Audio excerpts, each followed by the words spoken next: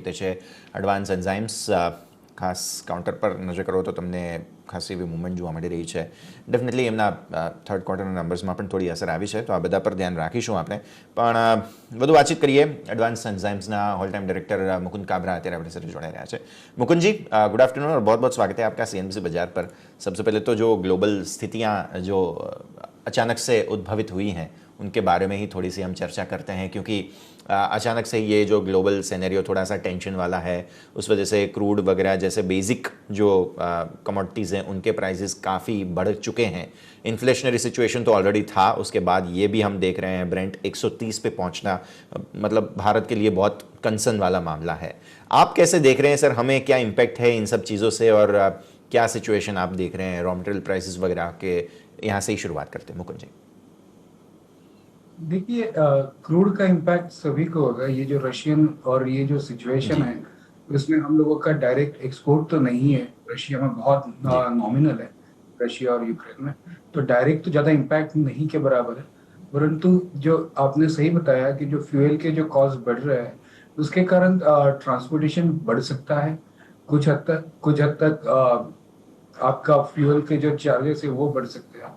तो मेरे हिसाब से 1 से 2% का फर्क आ सकता है ओवरऑल, बट मुझे नहीं लगता उससे ज़्यादा कुछ हो सकता है. ठीक है, ओके सर.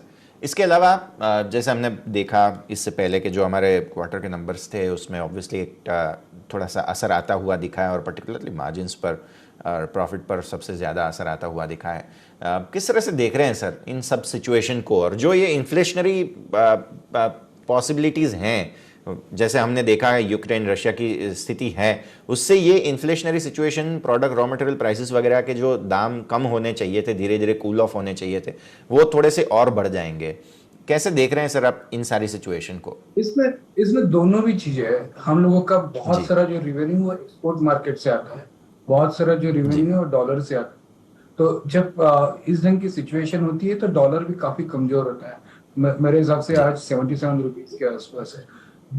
ये जो डॉलर जो कमजोर होता है वो काफी हद तक ये जो इन्फ्लेशनरी सिचुएशन है इसको मिटिगेट करता है. तो मोर और लेस काफी हद तक न्यूट्रल जैसी बातें होती है, बट कुछ इफेक्ट तो जरूर आते हैं, क्योंकि सारी इकोनॉमी एक से एक जुड़ी हुई रहती है. कुछ चीजें सामने आती है, कुछ थोड़े दिनों बाद सामने आएगी. ठीक है, ये सारी सिचुएशन को हम समझ पा रहे हैं.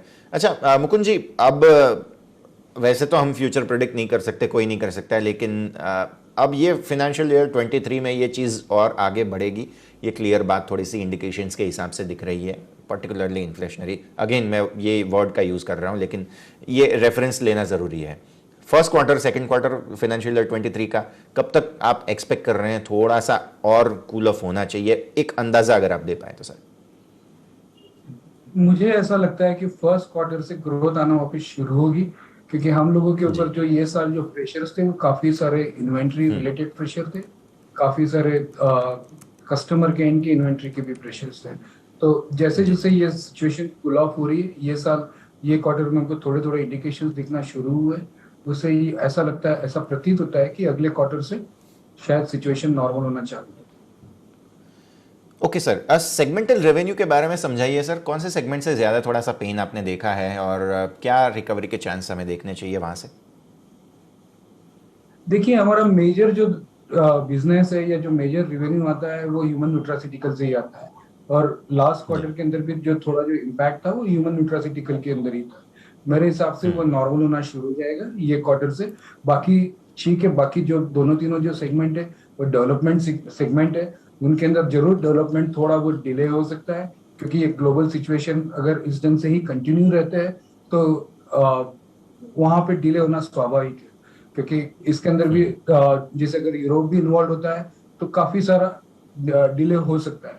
सो हमको देखना पड़ेगा क्या होता है, बट ह्यूमन जो है सेगमेंट वो अगले क्वार्टर से अगर रिकवर होना चालू होता है तो ओवरऑल कुछ ना कुछ रिकवरी आना शुरू होती है.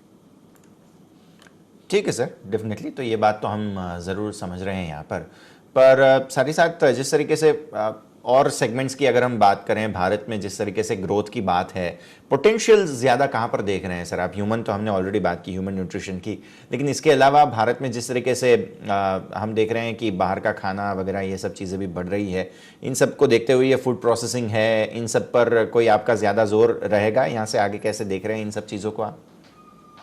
हम लोग तीन एरिया के अंदर इंडिया के अंदर अच्छा ये देख रहे हैं। एक तो बायोकैटालिस्ट जी। देख रहे हैं, जहाँ पे काफी सारा जो एपीआई मैन्युफैक्चरिंग इंडिया में होने का जो चालू हुआ है, उसके अंदर उसके लिए हम स्पेशलाइज एंजाइम्स डेवलप कर रहे हैं, जो कि काफी सारे एपीआई मैन्युफैक्चरिंग के अंदर यूज होते हैं।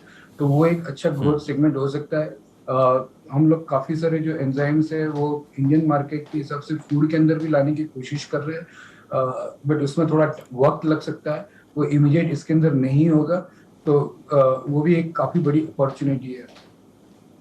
और तीसरा ठीक हम है अभी सर। जी। जी। तीसरा हम लोग अभी बी टू सी के ऊपर भी फोकस करना चालू कर रहे हैं, ताकि हमारा जो ह्यूमन न्यूट्रासिटिकल का जो बी टू सी का जो एरिया है यूएस वाला, वो अब हम इंडिया के अंदर भी लाना चाहते हैं। Okay, definitely. तो ये चीज़ भी है जिसे हमें ध्यान में रखना चाहिए। सर, ये एक बात मैं थोड़ी सी समझना चाह रहा था कि जिस तरीके से एक असर आता हुआ दिखा है, कोई और फैक्टर है रॉ मटेरियल प्राइसेस के अलावा कि जिससे और आपको असर आता है मार्जिन पर, या सिर्फ ये एक ही चीज़ है कि इसके जो कॉस्ट हैं ये थोड़े से कूल ऑफ हो जाए तो मार्जिन को हम नॉर्मलाइज होते हुए देखेंगे? देखिए, हमारे अगर कॉस्ट स्ट्रक्चर में आप देखोगे तो 20% के हम्म। आसपास रॉ मटेरियल का कॉस्ट होता है। 8 से 10% एनर्जी और फ्यूल का रहता है, इलेक्ट्रिसिटी और जी। कोल या थोड़ा बहुत फर्नेस ऑयल का।